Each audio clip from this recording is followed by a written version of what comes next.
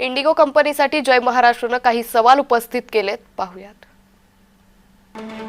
नवे नियम 1 नोव्हेंबर पासून लागू होणार हे माहीत असूनही नियोजन का नाही?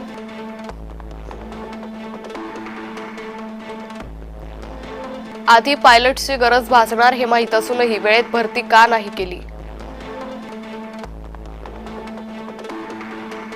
भारतात केवळ 2 मोठ्या विमान कंपन्या उरल्यात, याचा गैरफायदा इंडिगो घेतय का? एअर इंडिया स्पाइसजेटला देखील नवे नियम लागू, मग घोळ केवळ इंडिगो कडूनच का? समस्या उद्भवेल तेव्हा बघू अशा आविर्भावात इंडिगो काम करत होतं का?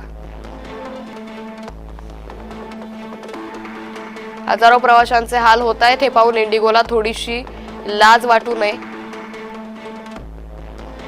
ज्येष्ठ नागरिक, गरोदर महिला, दिव्यांग प्रवाशांपैकी कोणाची प्रकृती बिघडल्यास इंडिगो जबाबदारी घेणार का?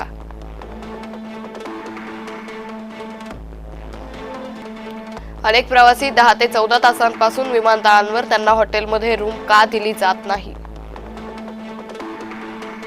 केंद्र सरकार बेजबाबदार विमान कंपन्यांना चाप कधी लावणार?